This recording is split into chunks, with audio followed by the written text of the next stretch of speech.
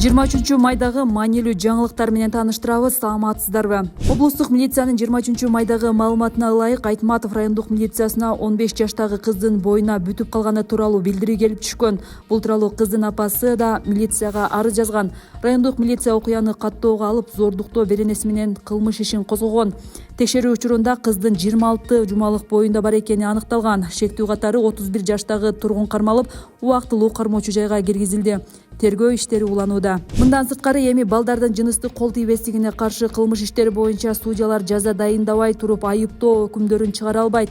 Балдарга карата зомбулук үчүн жазаны күчөткөн мыйзамдар буга чейин да кабыл алынган. Алсак 2022 жылы балдардын жыныстык кол тийбестигине жана адеп ахлактык саламаттыгына каршы кылмыштар үчүн эркиндиктен ажыраткан мөөнөттү көбөйткөн түзөтүүлөр кабыл алынган. 2024 жылдын башында да дагы бир мыйзам кабыл алынган. Ал зордуктоо боюнча кылмыш иштерди тараптар элдешкен күндө да жапканга тыюу салат. Ток менен 1 саат бою кыйнашкан. Бул боюнча кат жибердим. Азыркы учурда аскер прокуратурасы ишти изилдеп жатат, деди Аскат Жетиген.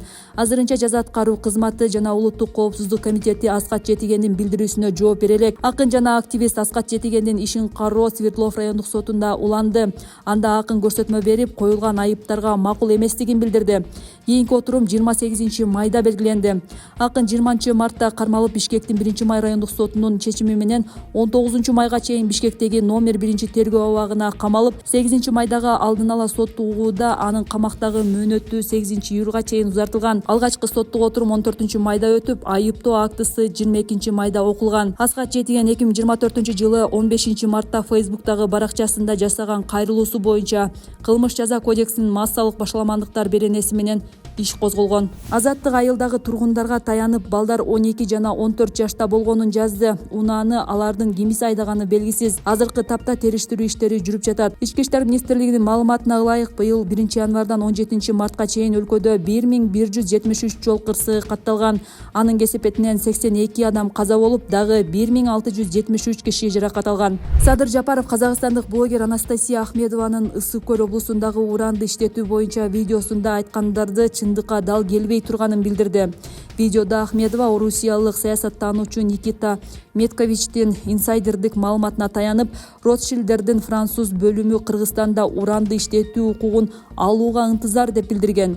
Ротшильдер банкирлердин жана финансчылардын белгилүү европалык династиясы. Блогердин айтымында сүйлөшүүлөргө Британиянын тышкы иштер министрлиги менен атайын кызматтары, ал эми Кыргыз тараптан министрлер кабинетинин башчысы Акылбек Жапаров жана анын орун басары Эдил Байсалов катышууда. Президент бул видеону тышкы күчтөрдүн өлкөнү туруксуздаштыруу аракети деп атады. Анын айтымында уранды казып алуу боюнча эч кандай иш пландалган эмес. Титономагнетит гана казылып алынып, анда урандын 0,17% гана болушу мүмкүн. Урматтуу мекендештер, ак караны, дос душманды ажырата билиңиздер. Азыркы оомал төкмөл дүйнөдө интернетке чыккан ар кандай маалыматтарды тыкыр талдап, анан кабыл аласыздар деп кайрылып отурам. Тышкы душмандын айткан сөзүнө ишенбейли, алданбайлы. Биз баарыбыз өлкөбүздүн ички иштерине башкалардын аралашышына жол бербейли, деди Жапаров. Учурда парламентте уран кендерин иштетүүгө киргизилген мониторингди алып салуу боюнча мыйзам долбоору каралууда. Муну Минкап сунуштап 2020-2023 жылдардагы экономикалык олку-солкулуктан кийин өлкө кирешенин башка булактарына муктаж деп эсептейт. Буга чейин бийлик Ысык көл облусундагы Кызыл Омпол келин торий жана уран кендери менен иштетүүгө ниеттенип жатканын билдирген. Ал 90 кг салмактык категорияда күч сынашып, коло байге үчүн беттеште италиялык Кристиан Парлатини утту. Дзюдочу чейрек финалда кореялык атааңдашы жаракат алып, жарым финалга чыккан. Бирок жарым финалда жапон спортчусу Гоки Тадзимага жеңилип берип, коло үчүн ат салышты. Дзюдочу өткөн жылы Кытайда өткөн Азия чемпионатында алтын медаль тагынган болчу. 19 майда башталган дүйнө чемпионаты 25 майда аяктайт. Ага 109 өлкөдөн келген 675 спортчу катышып жатат. Андан тышкары айыпталуучуга 30 000 сом айып тагылып, жабырлануучуга моралдык зыян келтиргени үчүн 100 000 сом кенемте өндүрүлдү. Кадамжайдын Масалиев айылында 23 жаштагы келиндин мыкаачылык менен өлтүрүлгөнү тууралуу үстүбүздөгү жылдын январында белгилүү болгон. Кылмышка шектелип, анын жолдошу кармалган. Турмуш басылмасы маркумдун жакындарына таянып, шектүү аялын 3 күн сабап, келин качып баратканда көчөдөн өлтүргөнүн жазган.